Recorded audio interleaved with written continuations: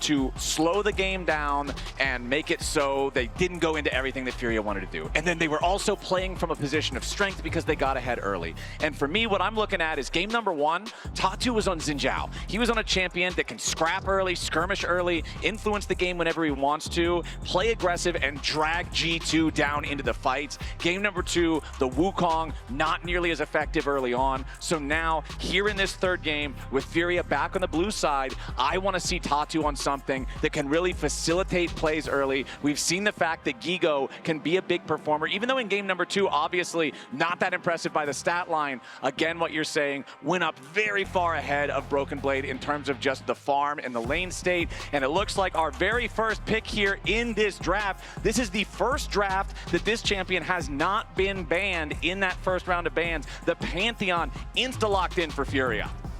We've seen Trundle really rise up as a counter into this. Pantheon obviously is AD, and I haven't finished my sentence, or that's most likely going to be that lethal tempo. Chomp, insanely good, and Pantheon, his biggest weakness is that once he commits, there's no going out, right? You are already a very all-in style champion, both when it comes to your W, the fact you don't have an escape outside of, like, the best you get is the movement speed on unpowered E, which that's not great. And then the pillar really makes that worse, so I do like that as a pick early on. Now, we did see G2 go for red side in game 1. Didn't quite end up working out in that one, even with the counter pick. So I'm curious to see if this time they can find something better, as that is the Annie picked up here for Caps, a pick that is very renowned both for its easy gank setups early on and its team fight and side lane impact when it comes to the mid to late game. Because you just that point and click stun, and that Tabers just does so much for the fights. Exactly. Also worth pointing out, since I didn't cover him earlier, Draven, TF, Azir banned out by Furia.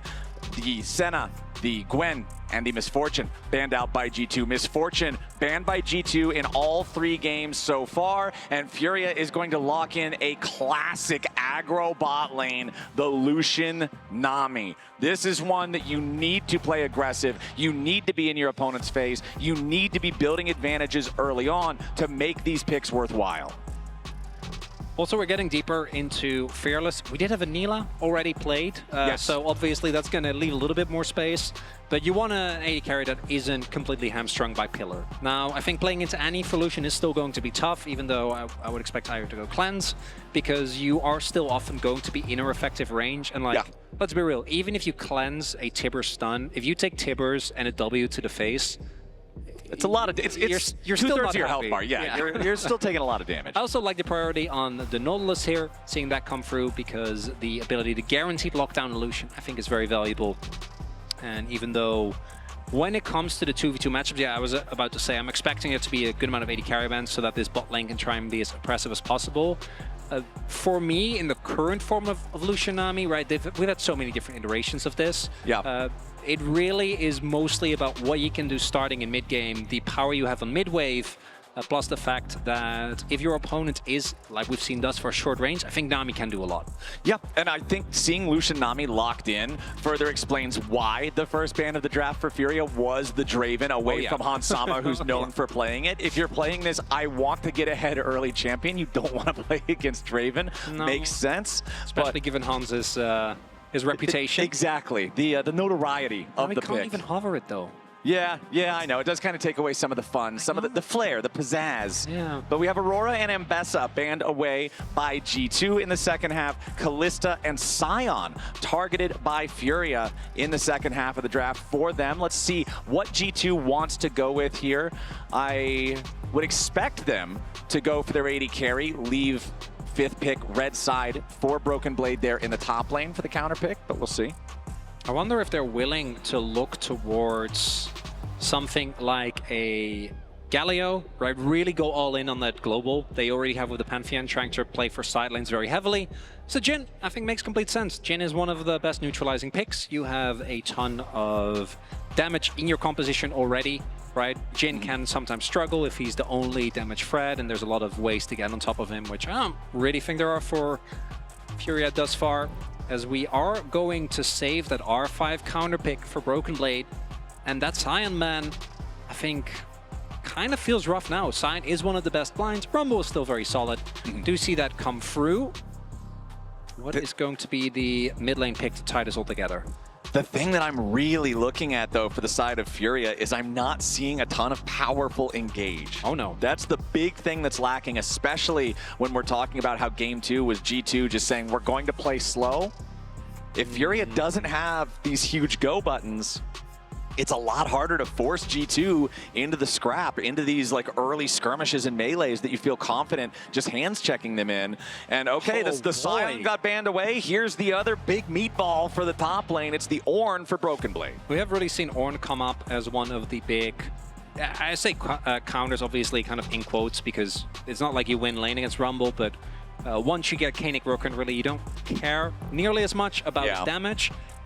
I do think that very often Furia ends up with droughts where you can really see all the parts fit together nicely. I'm not quite getting that there with this one. I think that the Orianna, from a lane matchup perspective, I do get, but I don't think that the setup is amazing. Really, your best ball delivery system is the Pantheon, and that's not that great. I also, when it comes to Rumble, always love to see an AoE CC. And obviously, Rel's already off the table, right? Like, I don't think that the Alistar also already gone, so I don't think there's that much. But the ability to actually make sure that people take enough damage from that Rumble, make sure early skirmish is so much better. And now, with how this draft looks, if we don't see a repeat of game number 1 as a... oh my, that's a lot. That's a G2 win and a fair X enjoyer. They're really playing all sides there. I kind of love it. No, I think that Furia's got to make this scrappy. You got to win early. Yeah, they've got to turn this into a brawl. They've got to make it messy, because if they don't, what's their front line? How are they going to play these team fights compared to a squad that's got the Ornn, that's got the Annie, that has this Nautilus for the guaranteed lockdown? Okay, but hear me out. They don't have a tank, so Trundle doesn't get value from his ult. All right. I don't got a lot. Okay, I was going to say, okay, man. You see my face, right? I'm messing with you. Come on. I don't know if I'm going to buy this. This bottle's looking like a little bit of snake oil here. But I would never do that to you. Okay, let's hop into the game here, see what we get out of this one. Furia back on the blue side, G2 back on the red. Game number 3 in this best of 5 that is now tied up 1-1. Checking in on our summoner spells, on our keystones. It will be Broken Blade there with the grasp. Of course, Rumble trying to slam that lane as much as he can. He'll have the Conqueror, be able to charge that one up pretty easily. Down in bottom lane, barrier for the Jhin, cleanse for the Lucian, just as you expected, my friend, to be able to escape that guaranteed engage from the Annie, from the Nautilus. It's kind of rough though, because against Nautilus ult as well as Ornn, it doesn't really do that much. Lebrov immediately ready to jump in on Ayu here, but he takes the losing into the trade with half his health now gone already, chugging a potion. A lot of early trading I'm expecting here. Both teams going to fight very, very aggressively for that level 2. Tons does it the 4th shot, but did lose bone plating already. We'll see if Jojo and Ayu can find it, because if you lose level 2 early on, I think it's really hard to regain control, and they obviously have to play very respectful of the power of that hook. We also see Eri, Effortuts. Would hope to see him on this Orianna try and have as much of an aggressive laning phase as possible, but into the Annie, I think that's kind of rough, and it's kind of an issue that we do often see when playing into the Annie. You can either try and pick something else that's also short range, kind of take the blow and then go from there. That's cleanse gone. Yep, nice use of the level 2 advantage from Hans and Lebrov, guaranteeing that they're putting that early power to use there. When Lucian and Nami fall behind early, man, you know you are not having a great time down there in the bottom lane.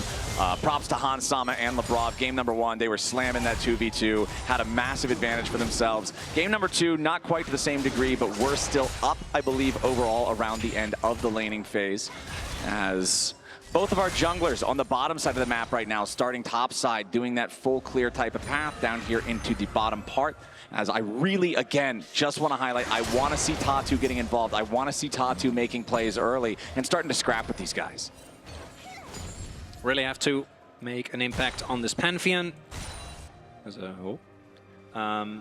Right now, kind of... Oh, as we get the hook. Yeah, nicely done from LeBron. Remember, there's no cleanse from IU. He has to flash, guaranteeing that he stays safe, because if Hans flashes first and gets that auto fired, you know that there's problems for IU. So IU forced to use the summoner. That's both summoners down on the Lucian just 3.5 minutes into the game. I also don't think there should be a ganking opportunity here with that ward in the position that it's in. There's also Skewmon in the area. And yeah, as you highlight, it's the fourth shot, right? If you end up getting clipped like that, you have to preemptively flash. If you're too late and the auto is already in the ways, oh, Skewmon. Yeah, Caps has already made the flash engage here onto Toots, but he does not get the kill. Skewmon thinking about trying to go for that chomp, maybe if Furia overchases. Toots has almost no resources to work with. He's just gonna try to push the wave out as Skewmon trying to taunt towards Tatu, who chases after Caps, but the stun was ready, and Caps stops the Furia jungler from being able to get anything at all accomplished here. Now back in the bottom lane, the 2v2 continues with Jojo and IU trying to fight back against these guys. LeBron with only 300 HP has to think twice about whether or not he wants to find that dredge line shot as Skewmon makes his way into the top lane. Gigo tries to flash out of the Pillar of Filth, but Broken Blade's immediately ready to follow. He goes for the brittle, he finds the proc, and Gigo's getting rocked. Skewmon takes a bite out of him. It's first blood over to G2. All 3 first bloods have been in this top lane. And Skewmon just running over them early game. Even though Toots ended up dying, still had to use the TP, forced to flash. And then just walks towards top. Gets exactly the same play, but this time around does get the kill. Chomps him down, and that's going to accelerate him towards that Infinity Edge, or Triforce rather, going to be very happy about the state of his individual matchup, but also we knew he was topside. He was scouted the whole way through. Oh, and LeBron goes in for the dredge line. Remember that Toots does not have flash available this time. A little bit more damage is all they need. The fireball's in the air, but Toots drank his potion and barely walks it off. The play's still successful though, because yes, he doesn't die. He doesn't have TP courtesy of Skewmon. So that is going to be Toots being forced to go back, and Tatu just kind of watching his lanes fall behind, and he's been trying to get involved, right? We saw him in mid, was there, but even with the empowered movement speed, not able to actually make his way over toward any of the targets there. And if all your lanes are starting to fall behind early on, your first ult has really got to hit, right? This is something we always talk about with champions like Pantheon, like Nocturne, to a lesser extent with Galio as well. TF is another classic example. Those first ults any of these semi-globals matter a lot.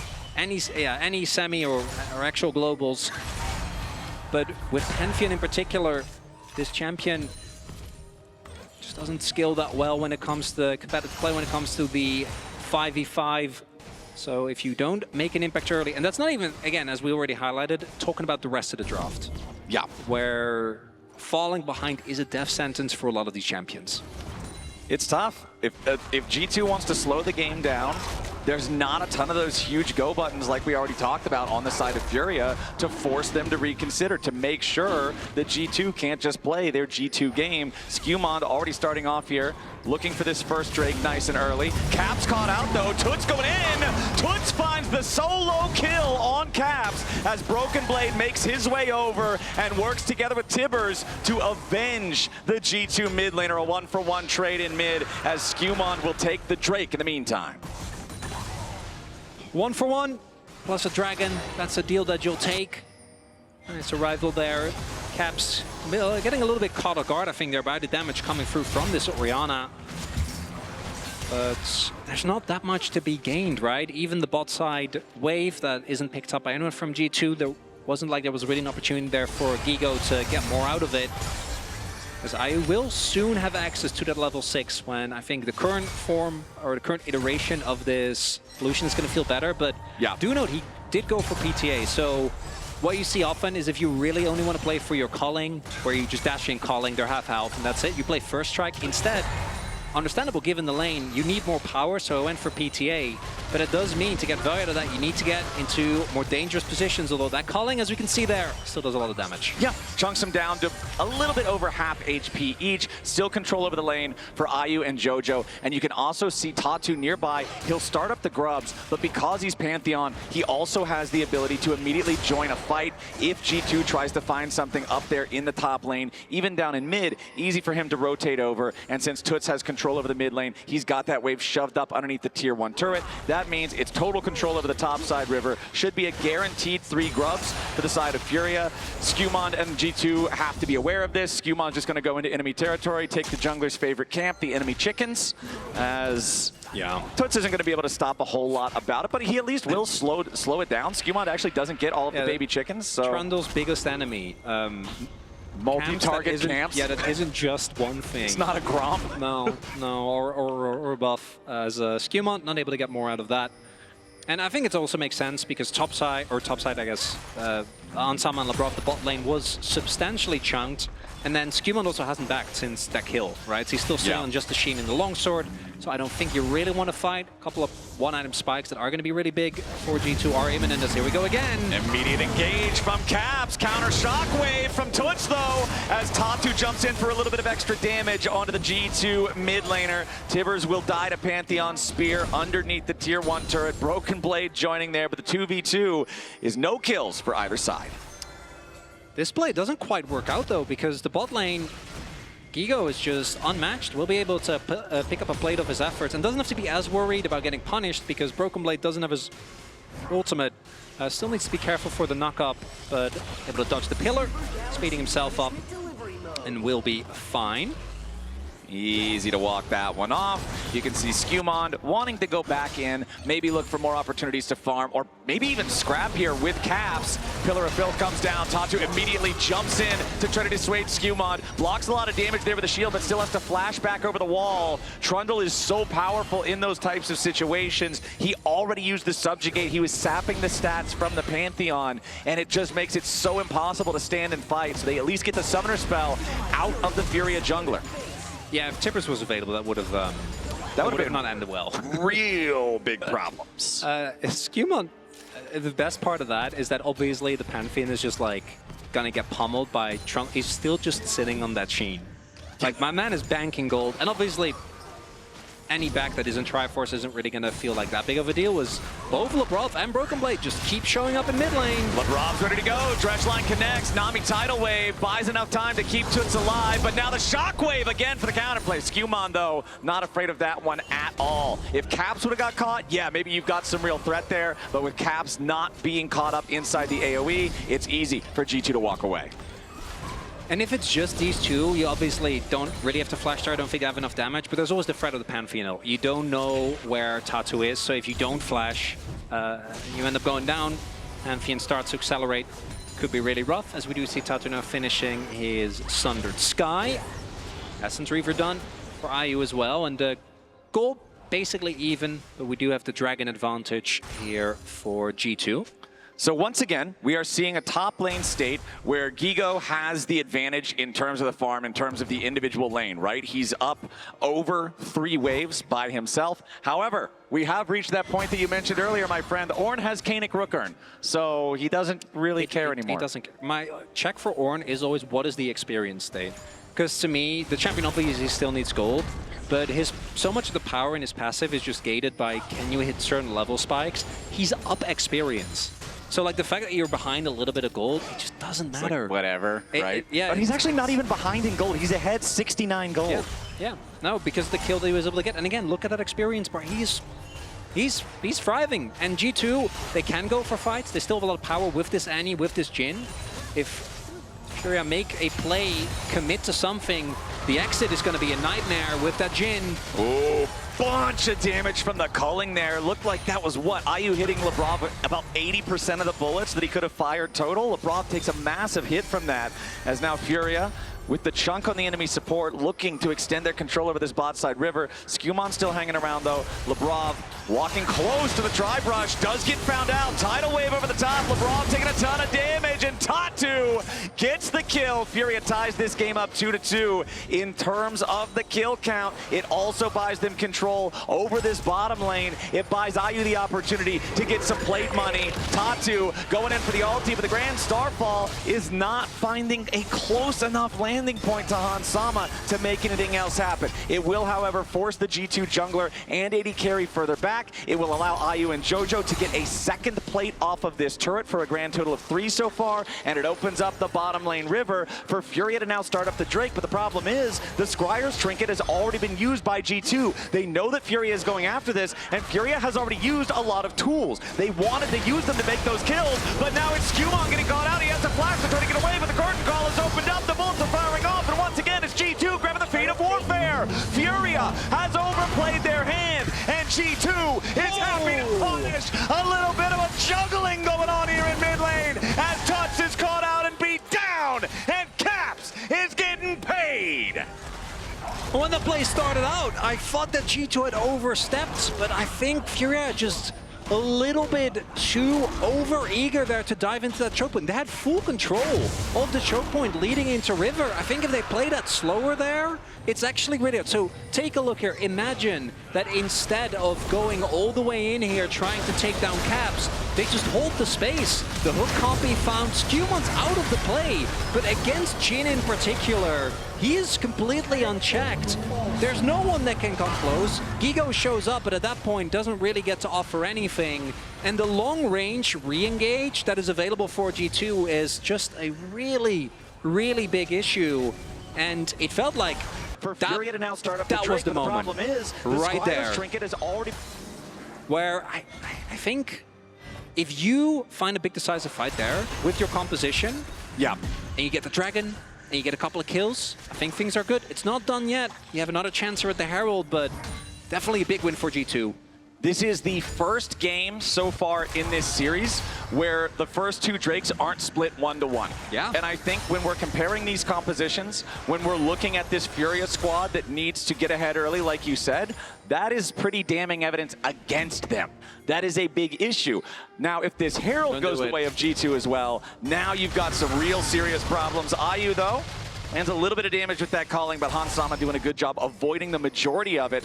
Tatu going top here yet again is going to find a G2 ward in this Pixel Brush. Skumon standing on top of a Furia ward himself. Lebrov will now also join up in that Tri-Brush, and as soon as they use the Sweeper's Trinket, they will know. They have to go for this, right? Like, I don't think you can give over Herald against a composition like G2's. Ornn is going to give so much value to the enemy team, and I think in the 5v5, just playing straight up late game, it's not even like, oh boy. All right, let's see how well he can hit these. Might not even get to shoot the 4th one. Nope, Tidal Wave arrives in time. It's something nice you can do with Nami to stop the Jhin ult, but... It's nice, but I think the Herald is still going to be gone. Yeah. And as I'm highlighting, I think there are parts, like individual parts of the Furia comp that actually skill quite well. I think Rumble is just always a threat no matter when. Orianna's obviously the big one. But like, when you look at how the fights actually play out, G2 will either absorb or just force an engage with the insane amount of hard engage that they have. And the Ornn items are going to be such a big deal when the enemy composition is relying upon just toasting someone as soon as they can. And maybe there's an opportunity here. Broken Blade. He'll take a little bit of damage here from this Flame Spitter, but honestly, the Kanik Rookern, it gives you so much health, so much MR. He's got a second Negatron cloak in inventory too. The Rumble just can't burn through him. I honestly, if he had more vision, I think if he knows there's no one there, he just turns it. With the ult, I think you can just cook him. It's Kanik Rookern plus a cloak. It's a lot of magic resistance. You're not getting through. The next time we have his stats pop up in the bottom left here, I want to see exactly how much MR he's at this point in the game, because Broken Blade is just insanely tanky. 199 MR, 17 minutes into the game. Now, I know Rumble is a powerful mid-game champion. Yes. But that is also a powerful deterrent to a mid-game champion. I don't know, maybe he can get the shield. Yeah, maybe. I mean, we did see him fully commit there with the overheated Flame Spitter. He got the shield. Ultimate. Yeah.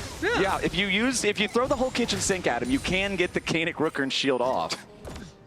Yeah, but then he's just standing there with a kitchen sink and go, what's next? Yeah, all right. Nothing. Where do we go from here? Now, with the Drakes not quite reaching Soul Point yet, and the possibility of Ocean Soul being fine, but I think Ocean Soul really low on the list of big problems. Maybe looking for a punish on Caps here, but like realistically, can you really get him? Even taking into account the Pantheon, I just don't It feels really see it. tough, especially if Scumon's coming up there, man. This feels like Fury is serving themselves up on a silver platter. They're thinking better of it. They're backing away. Maybe if Caps steps up a little bit too far here. Scumon gonna come in, look for Toots. There are reinforcements on the way. Yeah, we're gonna get teleports from both sides.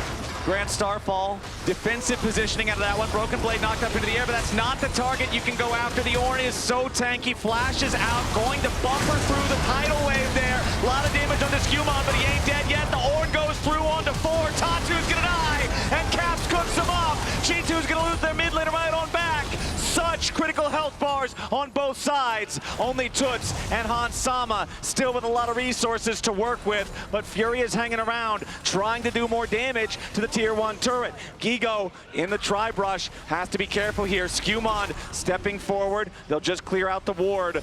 Everyone came to the fight. Everybody was there. Summoner spells, ultimates all over the place, and it's a 1-for-1 trade. They did get the shield on Broken Blade. Yep, you know, but it's back. They took him to like 30%, and we joke about it, but that is actually a really big deal. If this is any other champion, maybe they're actually able to take him down. That's TPing in, as unfortunately the ult from Tadu not quite hitting the mark. And then here, Broken Blade doesn't find the W to block the CC, but instead uses it to go back in. And even though he eats a shockwave, it just doesn't matter. And again, Hans Sama just completely unchecked, off to the side. And this is only remotely close because Gigo is able to do so much damage with just multi-man flame spittering them down. Yeah. I don't know if that's enough as, oh, Toots. Toots is in real trouble here. Caps ready to follow it up. Toots does a flash to try to get out, but it is a little bit late. Gigo finds Caps as Scumon was so preoccupied trying to find the kill. There was enough space between him and his own mid laner that Caps gets picked off, but they will still get themselves the tier 1 turret in top lane for the side of G2 Esports. Scumon will take that as he leaves. Tatu is starting up the Otacon on his own.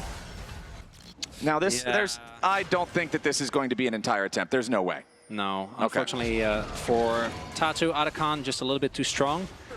Yeah, Gigo going Giga there, just flashes on top of Caps, blows him up in a very short amount of time. The downside for Furia is that it doesn't really lead to anything else. Like, it's nice that you get the kill, but really you want to try and turn it into an objective. They did get the Dragon, though, actually. Observers did highlight that as we were coming out of the topside play. Shout out to them. So, but again, if that was a Hextech Drake, I'm like, that's nice. Yeah. But we'll see. Might be enough.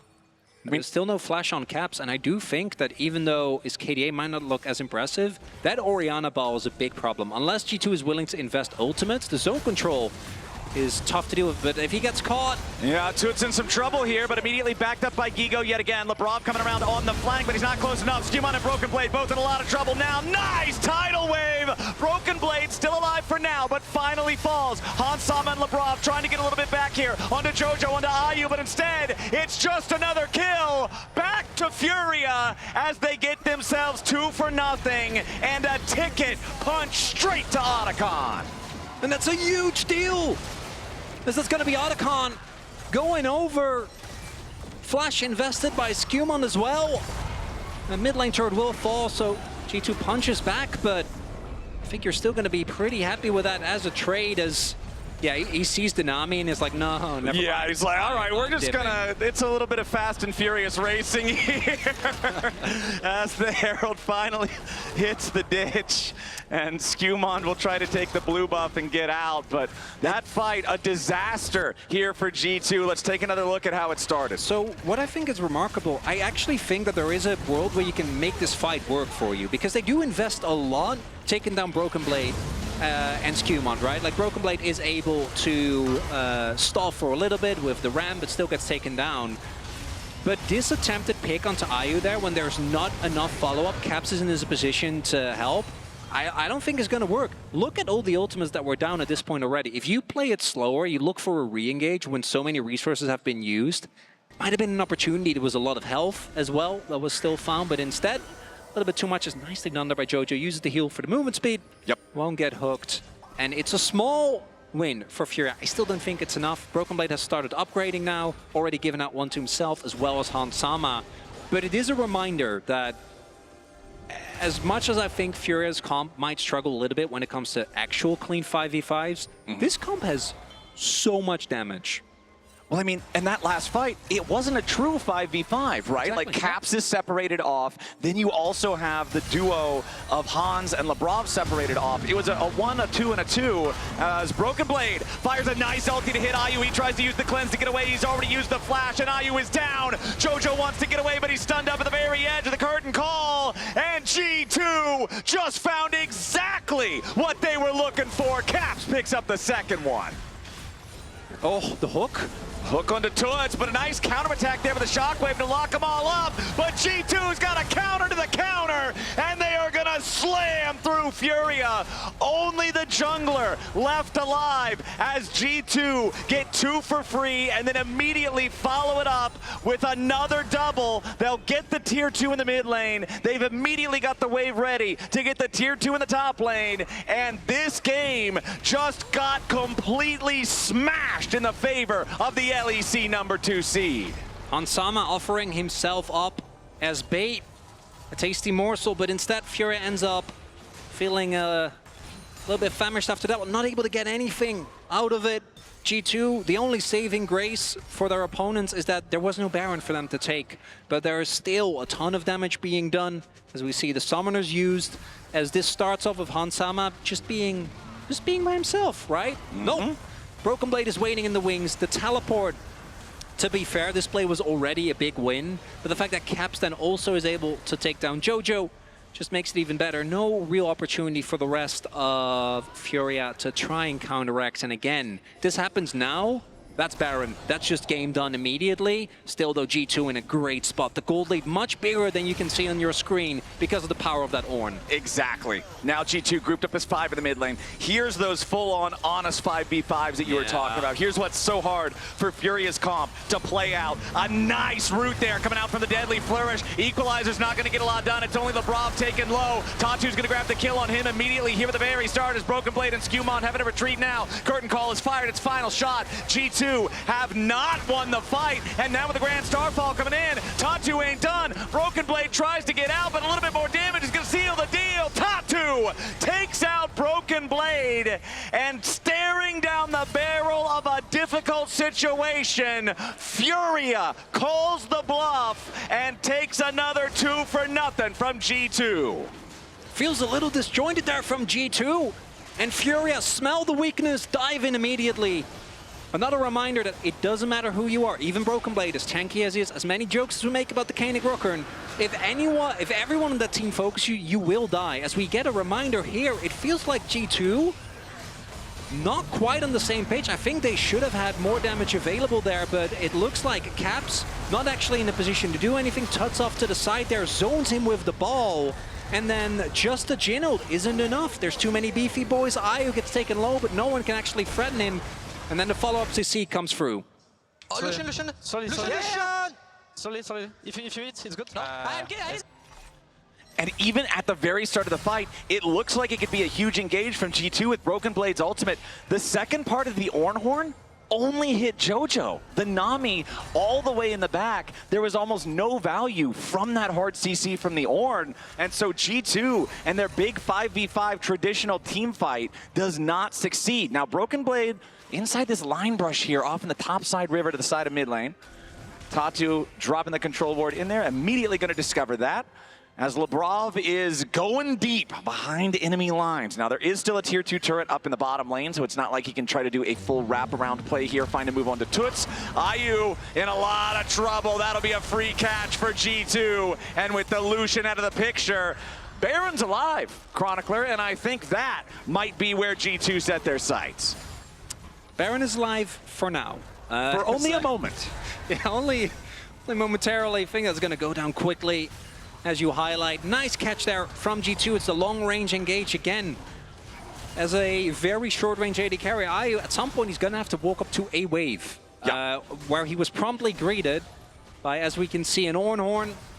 Now, Fury's gonna give it. There's no blue trinket available. They're gonna just send it, Wait, but it's no, too never early. mind. They are not going to give it. Tatu jumps in with the Grand Star fall, but that star fell too early. And that is Baron plus a Pantheon as the cherry on top for G2 Esports. Gold lead now 5K for G2. Some of these moments in the later mid-game felt a little shaky, but it's very clear they're not letting it get to their heads. Regroup. Yep. And just look for these plays. And this Lucian, unfortunately, despite some great burst that he's been able to find with the Cullings, just keeps getting punished by particularly this 1-2 of the Ornn. Comes in, and then Lebrov knocks it down with the Nautilus. All right, Skumon now. This is what we started to see later on in game number 2. Once G2 gets ahead, they move into the jungle, they set down all the wards, they make it so the entire map is fog of war for the side of Furia, and you can see things are looking awfully dark out there, my friend. If you are Furia, it is so dangerous to walk into any of this. There could be Ornn waiting, there could be Annie waiting with a stun primed up, there could be the Nautilus waiting for the point-and-click ulti to guarantee that you're not getting away, and now G2 setting up the siege down here on the tier 2 turret. They're going to go ahead and use the teleport there from Broken Blade to guarantee that Furia don't have a chance to make it engage. Tier 2 barely hanging on. This is the last structure standing for Furia outside of the lines of their base.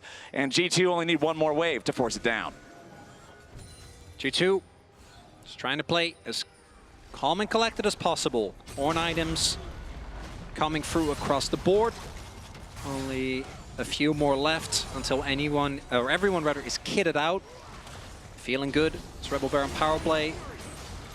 Gonna try and play for an inhib. Okay, Broken Blade frontlining here again, just not afraid of that damage. Calling a bunch of it hits him, but not to great effect, as they've still got that powered up cannon minion slowly chipping away at this turret.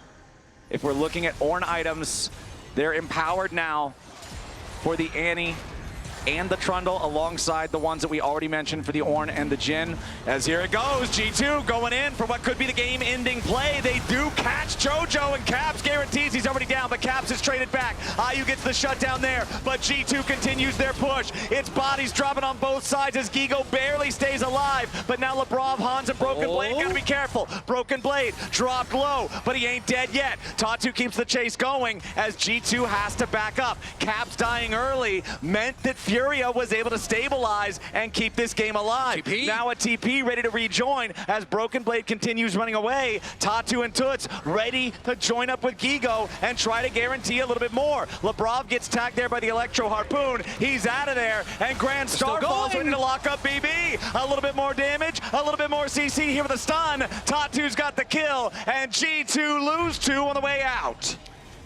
And it will stifle some of the Rebel Baron power play. It'll also mean that an Ocean Soul setup comes through, which I'm given how this game is played out, I'm still not quite sure how they managed to get 3 of those. As we see here, yes, they find JoJo, watch him get evaporated, but he doesn't really matter. Still gets his spells off. And then here we see a little bit of a too deep chase onto Gigo, who doesn't actually end up going down. And as you point out, without the damage of that Annie available, plus the fact that Hans used it at the beginning of that fight, they're just a little bit too short on the damage, and then this extended chase from Furia ends up coming huge. Yeah, the fact that Gigo lived with 200 HP makes the difference of the follow-up play, as Skumon has been found out in the bottom lane. He was all alone, and Furia is happy to show him the error of his ways. The inhib also didn't end up actually falling because of the whole sequence. Oh, Caps, that's a trap. Oh, maybe not. Caps is really enjoying these interactions with his squishy short-range AD carry here on this Annie. Yeah, only one of the two is having fun in that matchup. No, IU is not enjoying not enjoying the way that this one plays. Seeing the punish come through feels kind of reminiscent of what Furia was able to do, right, in game number 1. Yep. Not dissimilar. Now let's see. G2, fortunately, despite those picks, didn't end up losing more than a soul point. Toots with the flash over the wall to guarantee that he doesn't get caught out there by Caps, but now Lebrov could be in a little bit of danger. The Nautilus is not particularly tanky. Tatu just steps up, puts the spear in his back. That's a rampage for Furia's side, as a 35-second death timer for the Nautilus means that much less manpower on the map for G2. Despite the fact that they have this big advantage, they are struggling to close it out with some mistakes from the individual performances of Skewmon and Lebrov.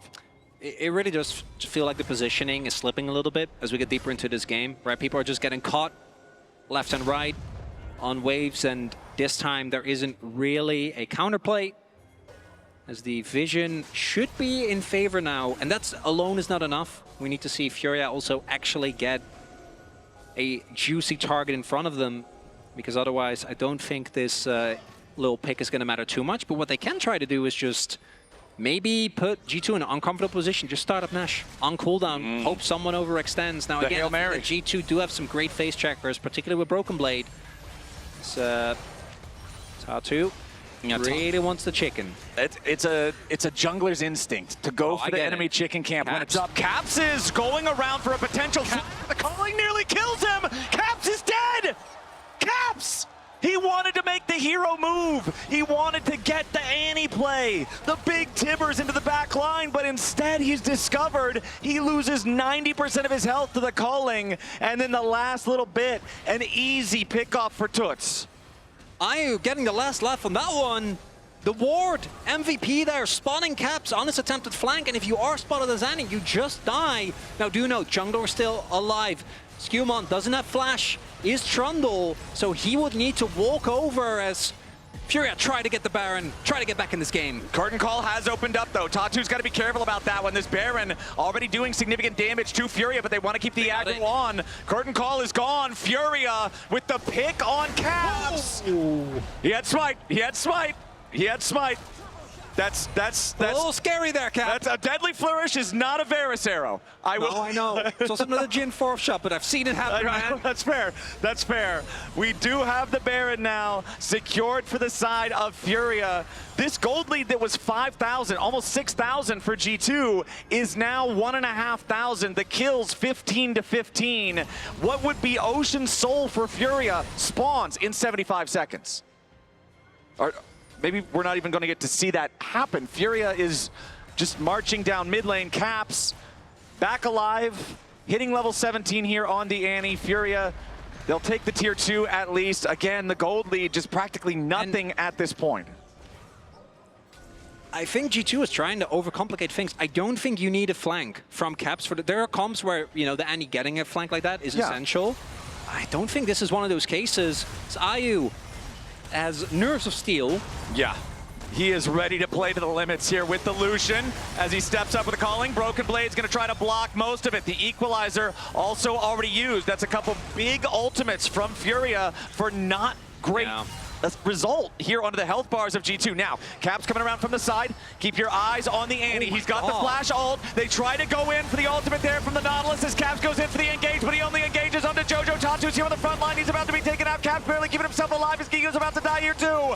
Toots stays alive as Ayu gets the kill on the Caps, but now the carries on Furia gotta try to escape. G2 have found a massive fight. They found the AD carry, and it's a double kill for Skewmon as he takes a big old bite out of Brazil's hopes in game number 3. It's G2 versus Toots for the next 25 seconds, and G2 are barreling down mid lane. The inhibitor about to fall, the minion wave already ready, and Broken Blade so tanky, he'll take a shower in Nexus turret shots before he backs off. Lebrov goes in for the dredge line. They'll lock up Toots. They'll lock up this game. It's G2 after a 37-minute battle, taking game number 3. And the fact they got Ayu there at the end, I'm pretty sure he got just, despite his fest, clipped by the Trundle pillar knockup from Ornn. At the very end there, because if he lives, I think they might be able to clear the wave, right? That wasn't an empowered wave, it was just a normal wave. Yeah. If he buys a little bit of space, and they have the Orianna, at least have the ability to clear the wave, could have been something. It was a messy win, but a win nonetheless. G2 will be going to match point, but man, Furia giving them a run for their money. Furia is making them work for it, but G2, they managed to pull it out here in the third game. They move up to a 2-1 lead in the series. All they got to do is clear one more, and then they're halfway there to making it out of play-ins. All you got to do, you win 2 best-of-5s,